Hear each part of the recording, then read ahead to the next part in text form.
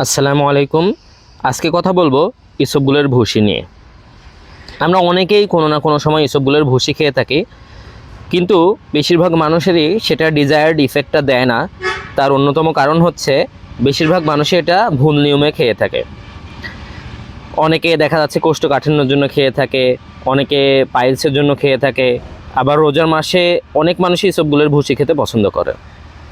বেশিরভাগ মানুষই কী করে, রাত্রে ইসবগুলের ভুসি ভিজায় রাখে এবং সকালে উঠে সেটা খায়। আবার অনেকে কী করে, 4 থেকে 5 ঘন্টা আগে এটা ভিজায় রাখে, তারপর এটা খায়। আসলে দুইটার কোনোটাই সঠিক নিয়ম না। সঠিক নিয়মে না খাওয়ার কারণে ইসবগুলের ভুসি খাওয়ার পরেও আসলে কাজটা হয় না। তাহলে সঠিক নিয়মে ভুসি খাওয়ার নিয়মটা কি? আপনি 1 গ্লাস পানিতে 1 চামচ থেকে 2 চামচ ইসবগুলের ভুসি নিয়ে ভালোভাবে মিশিয়ে নেবেন, চামচ দিয়ে ভালোভাবে মিশিয়ে নেবেন। আপনি সর্বোচ্চ রাখলে হয়তো 1 মিনিট রাখতে পারেন, তারপরে আপনি খেয়ে নেবেন। এটা খাবার খাওয়ার পরে খাবেন। আসলে ইসবগুলের ভুসি কিভাবে কাজ করে?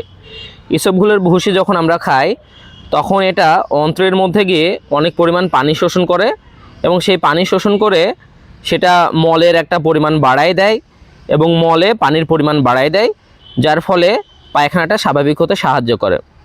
কিন্তু যখন আমরা এটা রাত্রে ভিজিয়ে পরের দিন সকালে খাই, তখন এটা অলরেডি জেলি ফর্ম হয়ে যায় এবং সেটা মলের ভিতরে গিয়ে সেই পরিমাণ পানি আর ধারণ করতে পারে না, সেই পরিমাণ পানি অ্যাবজর্ব করতে পারে না, যার কারণে ডিজায়ার্ড ইফেক্টটা আসলে পাওয়া যায় না। এই কারণে দেখা যায় যে অনেকেই দিনের পর দিন ইসবগুলের ভুসি খায়, কিন্তু আদতে তার কোনো উপকার আসে না। তাই এখন থেকে সঠিক নিয়মে ইসবগুলের ভুসি খাবেন এবং ডাক্তারের পরামর্শ অনুযায়ী খাবেন যদি বেশি দিন খেতে চান। 2 সপ্তাহের বেশি খেতে হলে অবশ্যই একজন ডাক্তারের পরামর্শ নিয়ে খেতে হবে, তাছাড়া অন্য ধরনের সমস্যা দেখা দেওয়ার সম্ভাবনা থাকতে পারে। আজকে এ পর্যন্তই। পরবর্তীতে আবার দেখা হবে নতুন কোনো ভিডিওতে। এই ভিডিওটি ভালো লাগলে লাইক, কমেন্ট এবং শেয়ার করে পাশে থাকবেন। আসসালামু আলাইকুম।